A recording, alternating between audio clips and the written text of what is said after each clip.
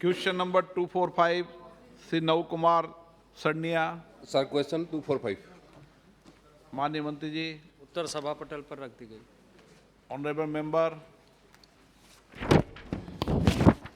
Thank you sir, आपने मुझे पूछने का मौका दिया। पिछले 8 साल में पहली बार हमको ये मौका मिला। सर, मिनिस्टर का जो रिप्लाई है उसमें हमारा जो काउंसिल है 6 शेड्यूल का, बोडोलैंड टेरिटोरियल काउंसिल, डिमा हसाओ और कार्बी आंगलोंग में या स्पेशल पैकेज के अंदर टोटल 102 प्रोजेक्ट में 1170 करोड़ का पैसा दिया है और इसमें 56 प्रोजेक्ट कंप्लीट हुआ है और 46 प्रोजेक्ट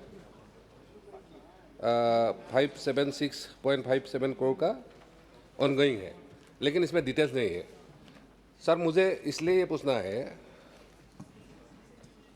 पिछले बहुत टाइम से कार्बी आंगलोंग और बीडीसी में हज़ारों करोड़ का घोटाला होने का केस भी चला है और पार्लियामेंट में भी आया है, क्योंकि वहाँ कोई मॉनिटरिंग नहीं होता है।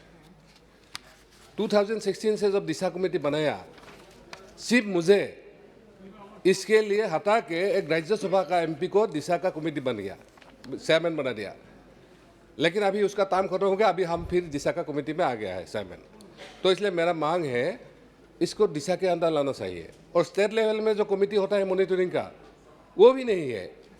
और हम 5th शेड्यूल एरिया में भी घुमाए हैं, इसलिए भी इस एरिया में भी हमको बहुत सारे लोगों ने कंप्लेन किया है जो ट्राइबल सबप्लान का पैसा है वो इधर इधर दूसरा एरिया पे डाइवर्ट होता है। तो स्पेशली हमारा मिनिस्टर से मुझे पहला है ये डिटेल्स डाटा हमको चाहिए और दूसरा मॉनिटरिंग के बारे में आपको क्या सोच है उसको बताना है। Thank you sir. अध्यक्ष महोदय, माननीय सदस्य ने जो ऑटोनोमस काउंसिल है उसके संदर्भ में पूछा है। पूरे देश में दिशा के एक गाइडलाइन है जिसमें सभी मंत्रालयों के जितने भी कार्यक्रम हैं उन सारे कार्यक्रमों की समीक्षा की जाती है और उसमें ट्राइबल अफेयर्स मिनिस्ट्री का भी कामकाज की समीक्षा दिशा स्तर पर कार्यान्वयन की दृष्टि से किया जाता है।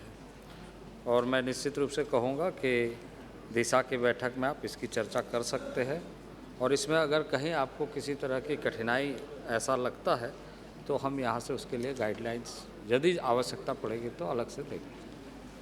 Honourable member.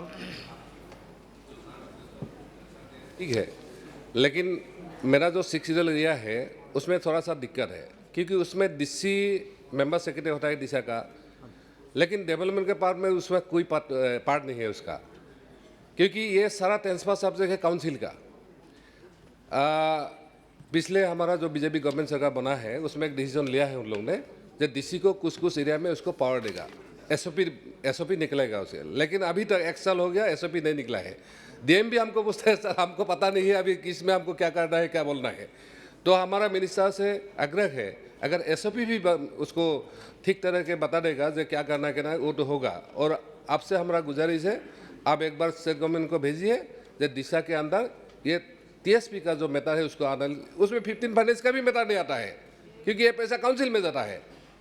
और सर दूसरा हमारा क्वेश्चन है जो अभी प्रश्न नहीं था कि आपका सर एक वस्तु है जो एकलव्य मॉडल रेसिडेंस स्कूल का मेरा क्षेत्र एसटी का 4 डिस्ट्रिक्ट 5 डिस्ट्रिक्ट अभी 5 डिस्ट्रिक्ट बन गया है, तमलपुर भी बन गया है, इसमें सिर्फ एक एकलव्य मॉडल स्कूल है और उसका भी हालत ख़राब है।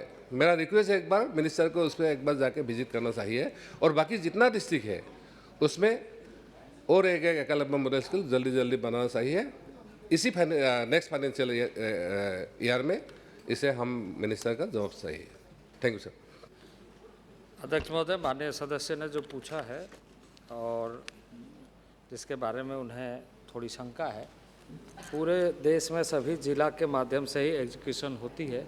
व्यवस्था के दृष्टि से राज्य सरकार कुछ ऑटोनोमस काउंसिल या जिला स्तरीय जो हमारे निकाय है उसके माध्यम से, तो आपने ठीक ही कहा है। जिसको जानना चाहे, मैं इस संदर्भ में रूरल डेवलपमेंट मिनिस्ट्री, चूँकि हमारा इन सारे कार्यों के मामले में गाइडलाइंस जारी करता है, हम उसके साथ बात करके इसका समाधान करेंगे। दूसरा जो उन्होंने पूछा है एकलव्य मॉडल स्कूल के बारे में, उसके जो मापदंड तय की गई है उस मापदंड के आधार पर स्वीकृति दी गई है। और तीसरा उन्होंने यह विषय जानना चाहा कि उन क्षेत्रों में जो विद्यालय है उसकी स्थिति अच्छी नहीं है और वहाँ जाना चाहिए। मैं माननीय सदस्य के साथ मिलकर के बातचीत कर लूँगा और ज़रूर जाऊँगा ताकि मैं वहाँ की वास्तविकता से रूबरू हो सकूँ और उसका कोई अगर आवश्यकता पड़े उसका समाधान करूँ। श्री